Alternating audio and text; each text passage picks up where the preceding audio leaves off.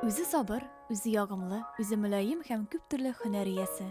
Булар барысы да Татарстан Республикасының халык артисткасы Сания Исмәгыйлова хакында. 35 елдан артык тормышын ул театрга багышлый. Тамашачы күңелен үзе тудырган искиткеч образлар, уйнаган рольләре белән яулап ала.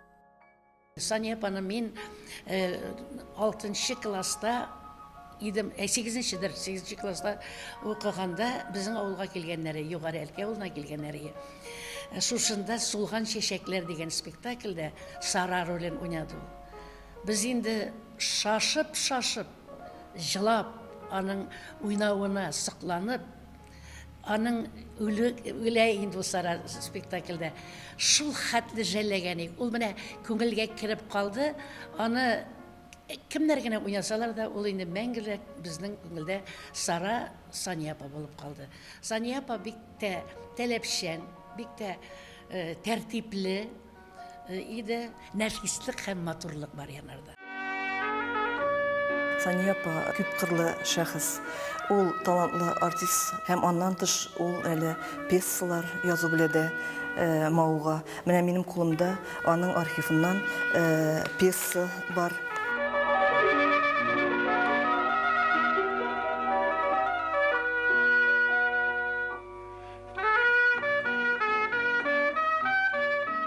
Бәлки әле киләчәктә шушы пьеса безнең режиссерларыбыз кулына эләгеп, сәхнәләрдә уйналыр дигән өметтә яшим.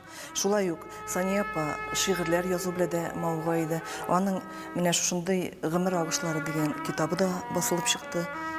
Бик матур эчтәлекле шигырьләр һәм инде әле дөнья күрмәгән шигырьләре дә безнең музеебызда саклана.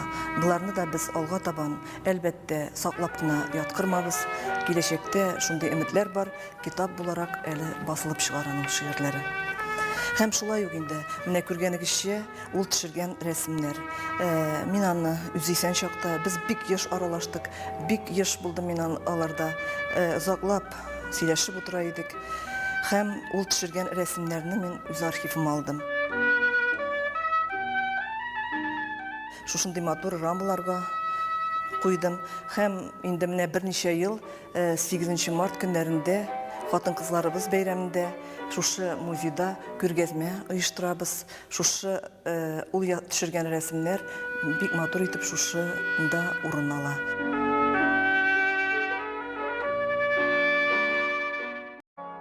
Сания апаның тагын бер үзенчәлеге бар иде. Ул бүтән тау битендәге үләннәрнең ни өчен давалы икәнен белә иде.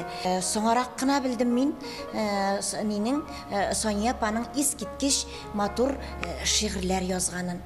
Аны бары тик саими күңелле, сада кешеләр генә, хисле кешеләр генә яза ала шигырьләрне. Шулай бит. Уйларың гел уңга тартса, җаныңның сизгерлегедер. Эшләрің күңелең яктыртса, гамәлең изгелегедер. Намазларың, сүрәләрең, дугаларың үзең өчен. Бер ятим мөлдерәп карый, изгелегең аның өчен. Сукыр карчык урам чыга, бир кулыңны, юлын кичерт. Ятим калганын япа ялгыз, изгелегең аның өчен. Ата-анаң тумый кабат, сабыйларыңа да аңлат. Исәннәргә сал рәхмәтең, туйып китсен җан рәхәтен. Атаң-анаң бәхил дияр, килгәндә соңгы сәгате. Гаҗәте төшсә, канатлан, түләнә диген әҗәтем.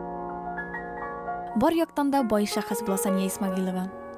Үз эшенә һәр вакытта да тугры булды дип искә ала аның турында коллегалары. Сәхнәдә генә түгел, чын тормышта да ул үз куллары белән тагын бик күп матурлык тудыра, иҗат итә, тормышны киң кылачлый. Тыйнаклыгы, тырышлыгы, таланты белән халыкны яраттыра, үзенә гашыйк итә.